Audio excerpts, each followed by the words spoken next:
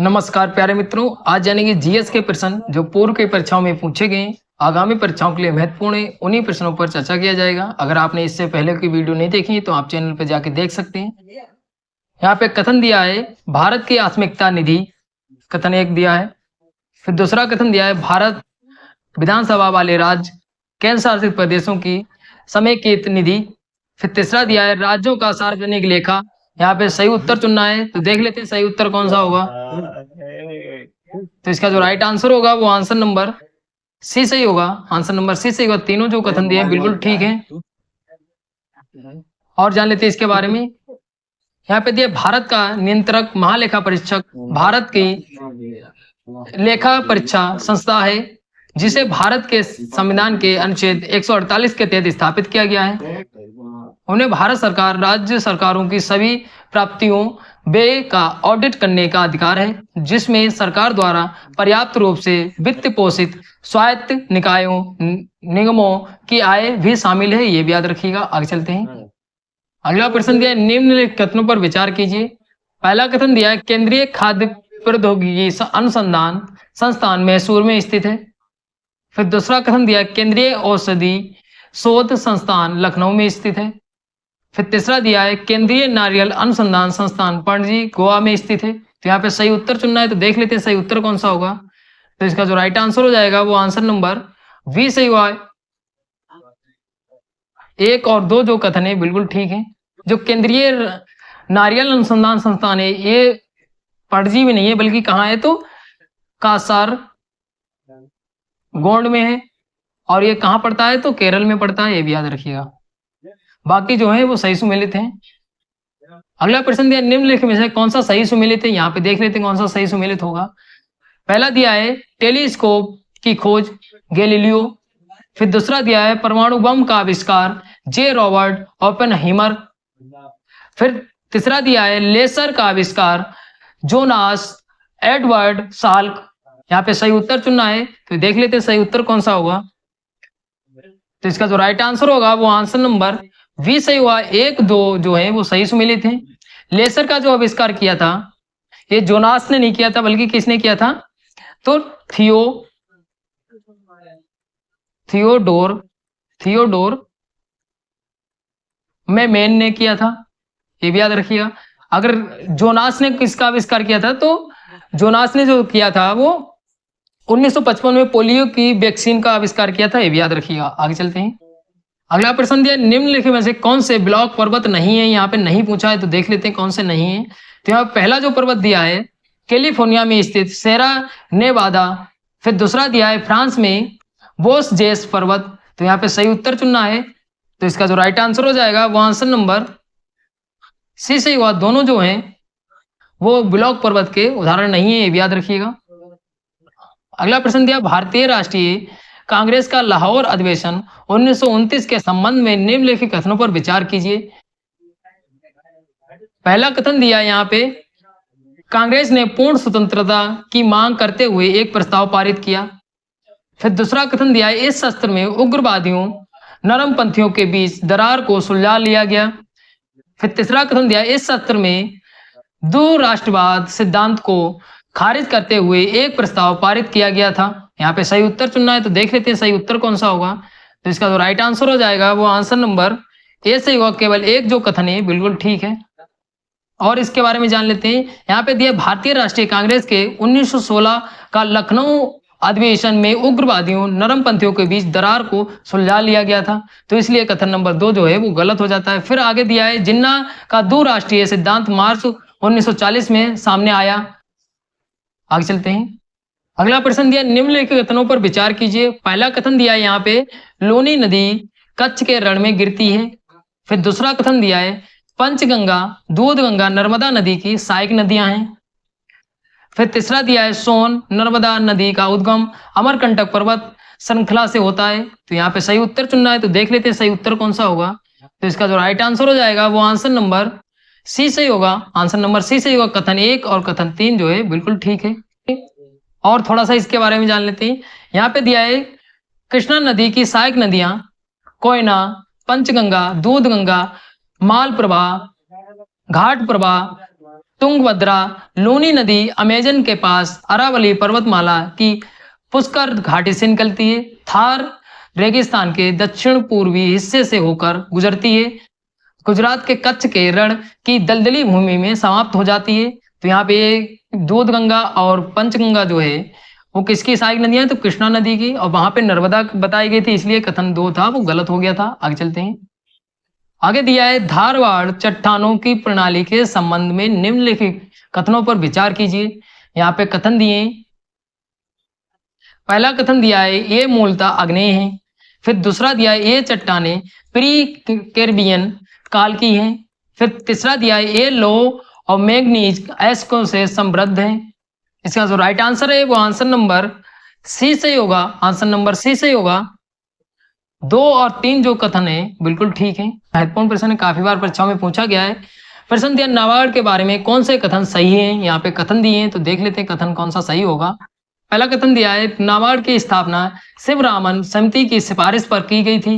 फिर दूसरा कथन दिया है नाबार्ड कृषि ग्रामीण विकास के लिए वित्त प्रदान करने वाली शीर्ष बैंकिंग संस्था है। फिर आगे दिया है तीसरा कथन। फिर तीसरा कथन दिया नाबार्ड का 51% हिस्सा भारत सरकार के स्वामित्व में है और शेष 49% हिस्सा निजी संस्थानों और जनता के पास है। तो यहाँ पे सही उत्तर चुनना है, तो देख लेते हैं सही उत्तर कौन सा होगा। तो इसका जो सही उत्तर होगा वो आंसर नंबर ए से होगा। कथन 1 और कथन 2 जो है बिल्कुल ठीक है। नाबार्ड का जो हिस्सा है वो 51% नहीं बल्कि 100% है। तो यहाँ पे कथन 3 जो है वो गलत हो जाता है। और नाबार्ड की अगर स्थापना पूछ ली जाए कब हुई थी तो 12 जुलाई 1982 में। आगे चलते हैं। अगला प्रश्न दिया है अशोक के शिलालेखों के बारे में निम्नलिखित में से कौन से कथन सही नहीं है। यहाँ पे नहीं पूछा है तो देख लेते हैं। पहला कथन दिया है अशोक के 13वें शिलालेख में उसके राज्याभिषेक के 8वें वर्ष में कलिंग की विजय का उल्लेख है। तो ये तो आपने सबने पढ़ा होगा, तो ये बिल्कुल ठीक है कथन। फिर दूसरा कथन दिया 11वें शिलालेख में धम्म नीति की व्याख्या की गई है। फिर तीसरा देख लेते हैं। तीसरा जो कथन दिया है प्रथम शिलालेख धर्म महामात्रों की नियुक्ति तथा धर्म एवं नैतिकता के प्रचार प्रसार के आदेश का वर्णन है। तो यहाँ पे सही उत्तर चुनना है, तो देख लेते हैं सही उत्तर कौन सा होगा। तो इसका जो राइट आंसर हो जाएगा वो आंसर नंबर डी से हुआ। 1 और 2 जो कथन है बिल्कुल ठीक है। और जान लेते हैं इसके बारे में। 5वें शिलालेख में कहा गया है कि धर्म महामात्रों की नियुक्ति तथा धर्म नैतिकता के प्रचार प्रसार का आदेश का वर्णन है। फिर पहले शिलालेख में ये कहा गया है किसी भी जानवर का वध नहीं किया जाना चाहिए, कोई भी राजकीय मनोरंजन उत्सव आयोजित ना किए जाएं। तो यहाँ पे पहले शिलालेख में कहा गया है। आगे चलते हैं। अगला प्रश्न दिया है गोदावरी नदी निम्नलिखित में से किस राज्य से होकर बहती है। तो यहाँ पे राज्य पूछे तो देख लेते हैं कौन सा उत्तर सही होगा। तो इसका जो राइट आंसर हो जाएगा वो आंसर नंबर डी सही होगा। आंसर नंबर डी सही होगा। तो यहाँ पे राज्य दिए हैं, तो कौन कौन से राज्य से होकर गुजरती है। तो महाराष्ट्र, आंध्र प्रदेश, तेलंगाना, उड़ीसा और छत्तीसगढ़, ये 5 राज्यों से होकर बहती है, याद रखिएगा। आगे चलते हैं और जान लेते हैं इसके बारे में। तो यहाँ पे दिया है गोदावरी नदी भारत की सबसे बड़ी प्रायद्वीपीय नदी, दूसरी सबसे बड़ी नदी है, ये भी याद रखिएगा। और यहाँ पे दिया है इसे दक्षिण गंगा और वृद्ध गंगा के नाम से भी जाना जाता है। फिर इसका उद्गम महाराष्ट्र के पश्चिम घाट से ब्रह्मगिरी पहाड़ियों से होता है। ये 1465 किलोमीटर लंबी नदी है। ये महाराष्ट्र, छत्तीसगढ़, तेलंगाना, आंध्र प्रदेश, उड़ीसा राज्यों से होकर गुजरती है। तो यहाँ पे ये राज्य पूछे थे, तो यहाँ पे राज्य भी दिए हैं और कितनी लंबी है और इसको क्या कहा जाता है। तो वृद्ध गंगा के नाम से भी जाना जाता है, दक्षिण गंगा के नाम से भी जाना जाता है। तो ये भी याद रखिएगा, ये बहुत पूछा जाता है प्रश्न। अगला प्रश्न दिया निम्नलिखित में से कौन सा सही सुमिलित नहीं है। यहाँ पे देख लेते हैं कौन सा सही सुमिलित नहीं है। तो इसका जो राइट आंसर होगा वो आंसर नंबर बी से हुआ। 4 वाला जो है वो सही सुमिलित नहीं है। इकबाल नामा ए जहांगीरी जो लिखी है वो किसने लिखी है। तो मुतमिद खान ने लिखी है, याद रखिएगा। मुतमिन खान ने। काव्य मीमांसा जो लिखी है वो राजशेखर ने, बिल्कुल ठीक है। हुमायूं नामा गुलबदन बेगम ने लिखी, बिल्कुल ठीक है। तो जो जहांगीर ने, बिल्कुल ठीक है। आगे चलते हैं। अगला प्रश्न दिया, निम्नलिखित कथनों पर विचार कीजिए। पहला कथन दिया है, स्त्रियों की तुलना में पुरुषों में वर्णधता से पीड़ित होने की संभावना अधिक होती है। फिर दूसरा कथन दिया है, पुरुषों में केवल एक एक्स क्रोमोसोम होता है। यहाँ पे सही उत्तर चुनना है, तो देख लेते हैं सही उत्तर कौन सा होगा। इसका जो राइट आंसर होगा वो आंसर नंबर सी सही होगा। दोनों कथन है वो बिल्कुल ठीक है। और जान लेते हैं इसके बारे में। यहाँ पे दिया है, पुरुषों में केवल एक एक्स क्रोमोसोम पाया जाता है, जिसके प्रभावित होते ही वह वर्णधत्ता से पीड़ित हो जाता है, जबकि स्त्रियों में 2 क्रोमोसोम पाए जाते हैं और वे तब तक रोग से बची रहती है जब तक दोनों एक्स क्रोमोसोम प्रभावित ना हो जाएं। फिर आगे दिया है, केवल एक एक्स क्रोमोसोम प्रभावित होने की दशा में स्त्रियों में रोग का वहन कर सकती है, लेकिन स्वयं बीमारी नहीं होती है, ये भी याद रखिएगा। आगे चलते हैं।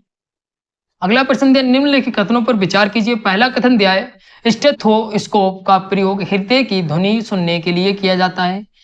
फिर दूसरा कथन दिया, इस मैनोमीटर का प्रयोग रक्तचाप मापने के लिए किया जाता है। फिर तीसरा दिया है, लेक्सोमीटर का प्रयोग अस्थि खनिज सांद्रता मापने के लिए किया जाता है। यहाँ पे सही उत्तर चुनना है, तो देख लेते हैं सही उत्तर कौन सा होगा। इसका जो राइट आंसर होगा वो आंसर नंबर ए सही होगा। 1 और 2 जो कथन है बिल्कुल ठीक है। लेक्सोमीटर से क्या मापा जाता है, तो लेक्सोमीटर से प्रकाश की तीव्रता मापी जाती है, ये भी याद रखिएगा, प्रकाश की तीव्रता। आगे चलते हैं। अगला प्रश्न दिया, सूची 1 को सूची 2 से सम्मिलित कीजिए। एक तरफ अम्ल दिए हैं और एक तरफ संबंधित पदार्थ दिए हैं, तो यहाँ पे देख लेते हैं कौन सा सही सम्मिलित होगा। लॉक्जेलिक अम्ल जो है वो किस में पाया जाता है, तो ये जो पाया जाता है वो पालक में। फिर एस्टिक अम्ल जो है वो किस में पाया जाता है, तो ये जो है वो सिरका में पाया जाता है। फिर फार्मिक अम्ल जो है वो किस में पाया जाता है, तो चींटी के टंक में पाया जाता है, ये भी याद रखिएगा। टार्टिक अम्ल जो है वो किस में पाया जाता है, टार्टिक अम्ल जो है वो इमली में पाया जाता है। तो यहाँ पे सही उत्तर चुनना है, तो देख लेते हैं सही उत्तर कौन सा होगा। तो इसका जो राइट आंसर हो जाएगा वो आंसर नंबर ए सही होगा। आंसर नंबर ए सही होगा। आगे चलते हैं। अगला प्रश्न दिया, निम्नलिखित में से कौन से तत्व धातु और अधातु दोनों के गुणों धर्म प्रदर्शित करते हैं, तो यहाँ पे सही उत्तर चुनना है, तो देख लेते हैं। तो इसका जो राइट आंसर हो जाएगा वो आंसर नंबर बी सही होगा। आंसर नंबर बी सही होगा। बोरान, सिलिकॉन, जर्मेनियम और इसके अलावा भी होते हैं। इसके अलावा बोरान हो गया, आर्सेनिक भी होता है, एंटीमनी भी होता है, टेलुरियम भी होता है और पोलोनियम भी होता है, तो ये भी याद रखिएगा। आगे चलते हैं। अगला प्रश्न दिया है कथन और कारण में। कथन दिया है, बादलों में बिजली की चमक गड़गड़ाहट के बाद दिखाई देती है। फिर कारण दिया है, ध्वनि का वेग प्रकाश के वेग से कम रहता है। इसका जो राइट आंसर होगा वो आंसर नंबर सी सही होगा। ए जो है वो गलत है और आर जो है वो सही है। आगे चलते हैं। अगला प्रश्न दिया, निम्नलिखित कथनों में कौन सा कथन सत्य है, यहाँ पे सही पूछा है कथन, तो देख लेते हैं। यहाँ पे पहला कथन दिया है, महिलाओं में लौह तत्व का विकास पुरुषों की अपेक्षा अधिक होता है। फिर दूसरा दिया है, महिलाओं में लौह तत्व का विकास पुरुषों की अपेक्षा कम होता है। फिर अगला दिया है, लाल रक्त कणिकाएं प्लेहा में उत्पादित होती हैं। फिर अगला दिया है, लाल रक्त कणिकाओं के निर्माण में प्रोटीन सहायक नहीं है। तो इसका जो राइट आंसर हो जाएगा वो आंसर नंबर ए सही होगा। आगे चलते हैं। अगला प्रश्न दिया, सूची 1 को सूची 2 से सम्मिलित कीजिए। एक तरफ उद्योग दिए और एक तरफ नगर दिए, तो देख लेते हैं कौन सा सही सम्मिलित होगा। हवाना जो है वो किस में जाएगा, तो सिगार उद्योग। फिर वेनिस कहाँ जाएगा, तो वेनिस जो जाएगा वो 3rd नंबर पे कांच उद्योग। फिर सिएटल जो जाएगा वो कहाँ जाएगा, तो ये जाएगा वायुसेना निर्माण। म्यूनिक कहाँ जाएगा, तो म्यूनिक जो जाएगा लेंस निर्माण। तो इसका सही उत्तर चुनना है, तो देख लेते हैं। तो इसका जो राइट आंसर हो जाएगा वो आंसर नंबर सी सही होगा। आंसर नंबर सी सही होगा। आगे चलते हैं। अगला प्रश्न दिया, महत्वपूर्ण प्रश्न है, काफी बार परीक्षाओं में पूछा गया है। प्रश्न दिया है, विक्टोरिया झील के संबंध में निम्नलिखित कथनों पर विचार कीजिए। पहला कथन दिया है, विक्टोरिया झील अफ्रीका की सबसे बड़ी झील है। फिर दूसरा कथन दिया है, विक्टोरिया झील के ऊपर से विषुवत रेखा गुजरती है। फिर तीसरा दिया है, विक्टोरिया झील तंजानिया, युगांडा, केन्या, इथोपिया की सीमा पर अवस्थित है। यहाँ पे सत्य उत्तर पहचानना है, तो देख लेते हैं। तो इसका जो राइट आंसर हो जाएगा वो आंसर नंबर बी सही होगा। 1 और 2 जो कथन है बिल्कुल ठीक है। कथन 3 जो है वो इसलिए गलत हो जाता है, यहाँ पे अगर इथोपिया ना दिया होता है तो बिल्कुल कथन जो है वो ठीक होता। यहाँ पे इथोपिया दे दिया इसलिए कथन जो है वो 3 गलत हो जाता है। जबकि तंजानिया युगांडा केनिया की सीमाओं पर अवस्थित है, याद रखिएगा विक्टोरिया झील। अगला प्रश्न दिया है निम्नलिखित राज्यों का उत्तर से दक्षिण सही क्रम क्या होगा? तो इसका जो राइट आंसर हो जाएगा वो आंसर नंबर सी से होगा। जिस तरीके से यहाँ पे क्रम दिया है वो ठीक क्रम दिया है, उत्तर से दक्षिण। पहले अरुणाचल प्रदेश, फिर नागालैंड, फिर मणिपुर, फिर मिजोरम। ऑप्शन नंबर सी सही होगा। आगे चलते हैं। अगला प्रश्न दिया है ब्लैक होल के संबंध में निम्नलिखित कथनों पर विचार कीजिए। यहाँ पे पहला कथन दिया है इसका घनत्व काफी निम्न है। फिर दूसरा कथन दिया है इसका गुरुत्वाकर्षण क्षेत्र काफी उच्च है। फिर तीसरा कथन दिया यह अपने से होकर प्रकाश विकिरण को बाहर नहीं आने देता है। फिर चौथा दिया है इसकी जानकारी सर्वप्रथम एस चंद्रशेखर ने दी थी। यहाँ पे सही उत्तर पहचानना है तो देख लेते हैं सही उत्तर कौन सा होगा। तो इसका जो राइट आंसर हो जाएगा वो आंसर नंबर बी से हुआ। आंसर नंबर बी से हुआ। 2, 3, 4 जो कथन है बिल्कुल ठीक है।